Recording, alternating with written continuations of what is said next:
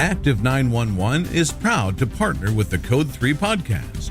Active 911 designs technology for first responders to help heroes save lives. Learn more at active911.com.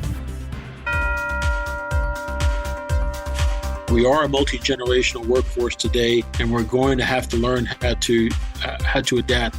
We can't expect our folks to adapt to us. We have to adapt to them.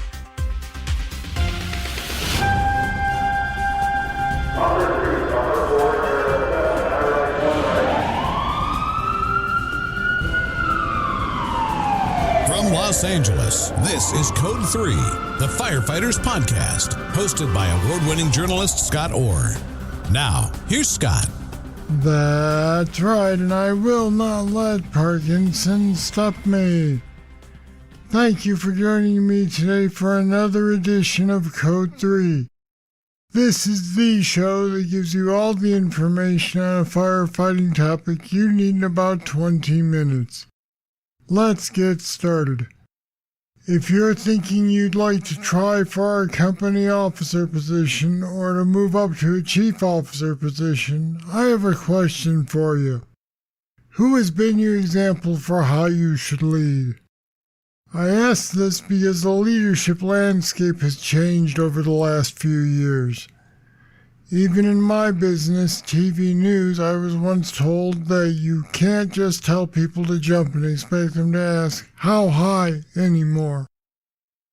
So you can imagine that the old ways of being in charge in the fire service aren't really appreciated anymore. But people are slow to change their ways. And if you're working with a salty officer who became a firefighter 15 or 20 years ago, you might be seeing a bad example and not even realize it. That's why I'm talking with today's guest. Sal Scarpa believes we can lead today's younger firefighters in better ways than simply barking commands at them. Sal is the Fire-EMS Chief for Columbus, Georgia. He's also the Emergency Management Agency Director for Columbus and Muscogee County. He's been in the fire service over 30 years, having worked in Kansas City as well as Shawnee, Kansas, and the North Kansas City, Missouri Fire Department. And Sal Scarpa joins me now. Welcome to Code 3. Thank you, sir. I appreciate the opportunity to be here. It's good to have you. So let's talk about leadership. How do fire officers working now have to be different than those who worked, let's say, in the 1980s? I'm a big believer that the company officer is by far the most critical position in daily operations of America's fire service. But I think what differs today than perhaps in the 1980s is the expectations of our officers have changed. The rules have changed. The environment we operate in has changed. So, we typically have the kind of an internal role and an external role. External being focused on our community. But at the end of the day, our community is changing. There's changes in the workforce. We're multi-generational today. Societal changes, economic changes have yielded new threats. We have social unrest, cyber terrorism, the pandemic, certainly a big thing. And there's a greater expectation of transparency from in government. So for us to keep pace, for our company officers to keep pace, we have to evolve to those changing demands of the department and the communities we serve. We have to enhance our interpersonal skills. We have to embrace efforts in diversity, equity, and inclusion. And we have to educate our newest firefighters. Our young firefighters are wanting to know the why, and I think it's okay to tell them that. And I think we have to embrace a new, higher standard of accountability. The way chief and company officers are expected to relate to line firefighters is certainly different. Do you think it's better or worse than the old days and the old ways? I think it's more challenging. I think, I don't know that I'd say better or worse. I think it's more challenging. I think there's in the older days, in the older ways, there's kind of an expectation of a very militaristic mindset in the fire service, which was great and it worked very well. But as our cultures change, as our fire service has changed, and our fire service members have changed, we have to adapt and be dynamic in that response. And so I don't say that's better or worse. I just say it's different and probably more challenging. Now, some guys who have been around for a couple of decades are going to mumble under their breath about snowflakes these days who can't hack the fire service. How do you address that? I think if we knew what our predecessors probably said about us, they might have said the same thing. And I think it's important to remember that each generation is a little bit different. And I think that the folks today bring a different skill set than perhaps we did back then. I think our older firefighters who've been around for a few decades were certainly much more hands-on and much more worldly in their experience. Whereas today, perhaps we don't have that as much. We have folks who are very techie, and we live in a technological age, so that's to be expected a little bit. So I think we just have to be careful about how we judge our new folks. You said there were two basic roles that officers need to fill, internal and external. What are the differences in those? There's a formal piece and there's an informal piece. The internally formal piece is, leading training exercises, organizing daily responsibilities, directing tasks, doing performance evaluations. The informal piece is kind of that, being that role model for younger firefighters, or emulating values and expectations of the organization, serving as that coach or that confidant for members, and setting the tone for the station. The external role is more. There's two types. There's the response oriented, which to me is all about emergency response operations. And all of our listeners are perhaps familiar with that. And that's what they think of probably first when they think of the role.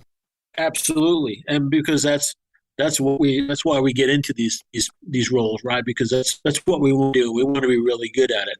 But there's also the non-response oriented for our external piece, and that's participating in those community engagement efforts or facility inspections and pre-planning and tabletop exercises, public relation efforts.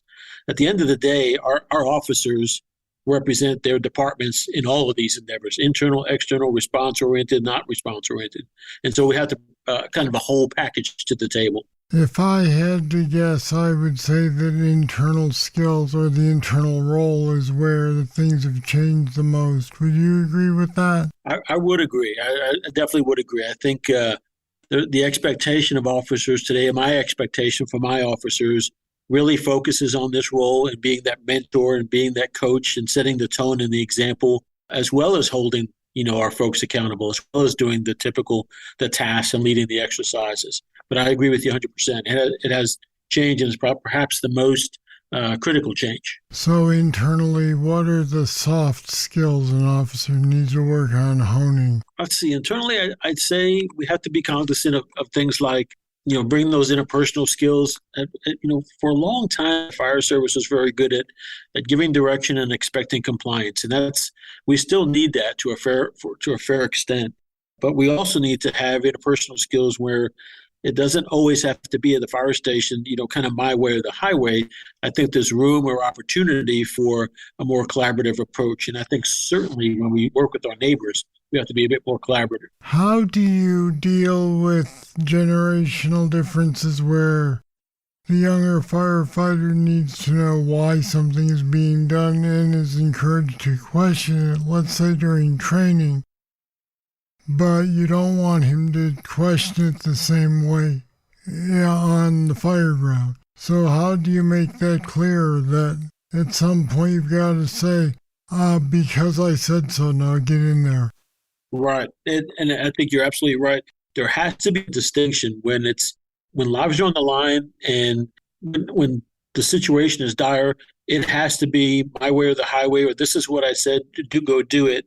When it's not a critical situation, we need to be cognizant of the fact that our folks do bring value to the table, and it's okay for them to ask why. And I think our biggest fear as officers and leaders is we always felt when somebody asked why, they were questioning our authority.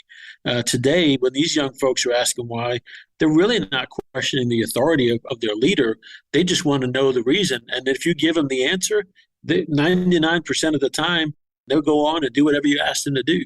So defining that distinction between emergency role and it has to be now and not emergency role is critical. Okay, so the world of firefighting is changing really fast.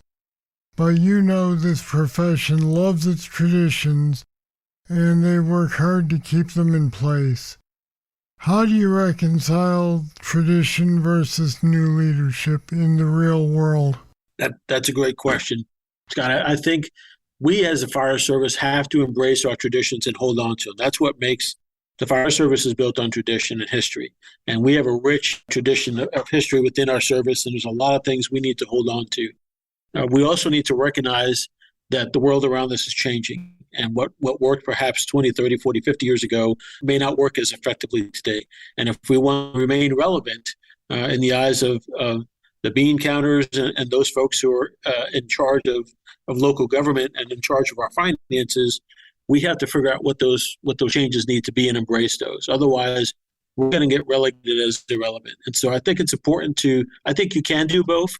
I think you can sustain and maintain the history and traditions of the fire service while still engaging in being a more modern practitioner of what we do. I'll be back with more right after this.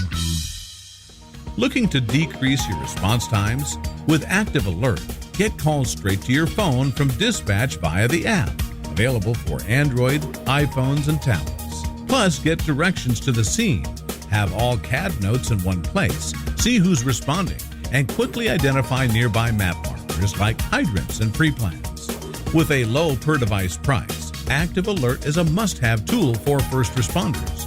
See for yourself why it's trusted by thousands of firefighters nationwide. Start your free trial today at active911.com.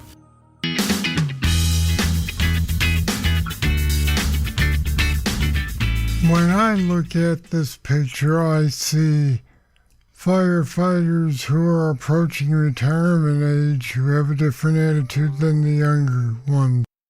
But what I'm wondering is, are there younger firefighters in your experience who are trying to hold on to the traditions that they've been taught were smart to use, even though they may not be in today's world? Yeah, I think there are some young folks who recognize the value of those traditions. And I think that's important because our young folks, to quite honestly, are our future, right? They're our next generation of officers and chief officers. And so if they're keen enough to recognize the importance of those traditions and the value that they hold in the fire service, we have to be able to recognize the importance of those things as well and embrace those things and give those folks a voice, give those folks an opportunity to participate in the tomorrow because they're tomorrow's leaders. In your opinion, how has the current crop of leaders dealt with PTSD-related problems as opposed to the old days? I think our new officers recognize PTSD perhaps a bit more and are a little bit more adept at talking about it and feel freer to talk about those things, whereas in the past, perhaps that was maybe shunned upon. Yeah, they were told to suck it up, Buttercup. Yeah, and I think that mindset has changed, and I think that's a good thing. But we need to recognize, at the end of the day, our folks are only as good as their mental capacity to do their job. And if they're not capable of functioning because they're stressed out or they're overworked or they're suffering from PTSD effects, they're not going to be as effective on the street. And so we as the fire service, communities that embrace the fire service, have to support our folks and recognize when they need help and get them the help they need. What are some of the biggest changes you've seen that officers, whether they're company officers or chief officers, need to accept and deal with? I think some of the biggest changes that our officers need to embrace are the fact that we are a multi-generational workforce today, and we're going to have to learn how to adapt. We can't expect our folks to adapt to us. We have to adapt to them. I think that's probably first and foremost. The other thing is we have to be a little bit more proactive and be cognizant of the fact that the world around us is changing faster than it did in the decades before us. And so we have to be able to pivot and change and respond to the new and emerging threats that we perhaps didn't deal with in the past. 3 years ago, nobody was talking about pandemics or nobody was talking about Zoom calls or anything like that. And here we are today, I don't want to say we're over the pandemic. We're probably still in the midst of it to some degree, but we have to be looking down the pipe and over the horizon at what's the next big challenge. Do you feel like to some extent that's been a problem in the past, adjusting to the changes of the new challenges? I do. To some extent, we've as the fire service has been a much more reactive workforce, and that's somehow some part of it by necessity. We have to be able to react and respond to anything that happens, and we need to maintain that mindset. But we can also be proactive and start looking at things that are coming down the pike and preparing ourselves for those things. And I think there's a little bit of strategic planning there, but there's also an element of recognizing that we don't know what's around the corner. And so we have to do what we can as leaders to prepare our people in our communities for the next biggest threat.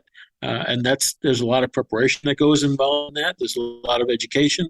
And quite honestly, the skill set of our officers needs to be reflective of that. We've talked about a lot of subjects that are kind of ambiguous. So let's get specific for a moment. Okay. If I'm getting ready to take the exam to promote to a company officer, let's say, what should I be doing other than studying the manuals to prepare for real life? I'm hoping that my company officers, other than studying the material that we're giving them, are thinking about kind of a little bit bigger picture. They're focused on what's my role, not only in my company, or in my division, but in the department and in the community. What is the role of the fire service in the community, and thinking about what value can I bring? So if I'm a firefighter and I'm looking to become a company officer, and I'm a company officer looking to become a chief officer, instead of doing the same old, so to speak, what new things can we be thinking about that could benefit not only the department, but the community? And those are the kind of things I love to hear about in the interviews, and things that our folks are bringing to the table that perhaps we haven't thought of. As chief officers, we think we're very educated and very intelligent, and most of our folks truly are. But at the end of the day, we don't know what we don't know, and our folks out in the field know a great deal, and we have to harvest that talent and their ability. And so I'm all about letting those folks bring up some new ideas, some new concepts, some new program, bring that to the table, share that as an ambition, something that they want to pursue if they get promoted to whatever rank it is, and see where that falls. All right, some good advice. Sal Scarpa, thanks for talking with me today on Code 3. Thank you, sir. I appreciate the opportunity today. Thank you so much. And there is more about Sal's views on leadership in the fire service on our website at code3podcast.com/new leaders. All one word, new leaders. It's worthwhile reading, so take a look. Hey, do me a favor. Tell a firefighter who's preparing to promote about this episode. It's a great way to get more people to listen to the show, so I'd really appreciate it. And maybe they will too. All right, that's it. That's all for this edition of Code 3. Thank you for listening. I'll be back next time with more, and I hope you'll join me. I'm Scott Orr, and until then, stay safe. To contact us, get more information on today's show, or to subscribe to the podcast, go to code3podcast.com.